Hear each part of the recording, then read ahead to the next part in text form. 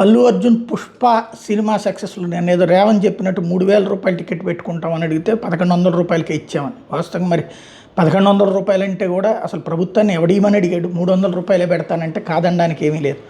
సరే ఆ రోజున ఇచ్చాం, కానీ తొక్కిసలాటకి బాధ్యత ఉంటుంది అని చెప్పి మాట్లాడుకొచ్చారు. సరే తొక్కిసలాటకి బాధ్యులు అయితే భారతదేశంలో ఉన్నటువంటి ప్రతి రాజకీయ పార్టీ నాయకులను తీసుకెళ్లి జైల్లో దోయాలి. ఎందుకంటే ప్రతి రాజకీయ పార్టీ కార్యక్రమంలో ఏదో ఒక తొక్కిసలాటో లేకపోతే వాళ్ళకి సంబంధించిన బ్యానర్లు పెడితే చచ్చిపోతుండడమో లేకపోతే వేరే వాళ్ళు కొట్టినప్పుడు చచ్చిపోవడం జరిగింది. అప్పుడు ఆ నాయకులను కూడా అరెస్ట్ చేసి జైల్లో ఎప్పుడైనా పెట్టారా? అంటే రాజకీయ నాయకులకు ఒక వైఖరి ఉంటుంది, సాధారణ ప్రజలకు ఒక వైఖరి ఉంటుంది. అది పక్కన పెడితే మొన్న ఆ విజయోత్సవ సభ ఏదైతే సక్సెస్ 1,000 కోట్ల రూపాయల క్లబ్లో రెండో రోజున సక్సెస్ అయినటువంటి సందర్భంలో ఆ సక్సెస్ మీట్ సందర్భంగా అందరికీ ధన్యవాదాలు చెప్తూ ఈవెన్ ఆంధ్రప్రదేశ్లో డిప్యూటీ సీఎం పవన్ కళ్యాణ్కి అదే సందర్భంలో పవన్ బాబాయ్ థ్యాంక్స్ అని చెప్పడం ఒక ఎత్తు అయితే, రేవంత్ పేరు చెప్పలేదు, రేవంత్ పేరు ప్రస్తావించలేదు. 2 రాష్ట్రాల ముఖ్యమంత్రులు అన్నారు కానీ రేవంత్ రెడ్డి పేరు ప్రస్తావించలేదు, ఒక పవన్ కళ్యాణ్ పేరు ప్రస్తావించారు కానీ అన్నటువంటిది ఈగో హర్ట్ అయింది. అంటే సోషల్ మీడియా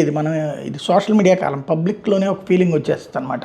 చర్చలు వచ్చేస్తాయి, ఆ చర్చల్లో రేవంత్ పేరు వాడలేదు కాబట్టి ఈగో హర్ట్ అయింది, దానికి తన విలువేంటో తన పేరుని 10 సార్లు తలుచుకునేలా చూపించాడు అన్నటువంటి కాన్సెప్ట్ ఇప్పుడు వైరల్ అవుతోంది.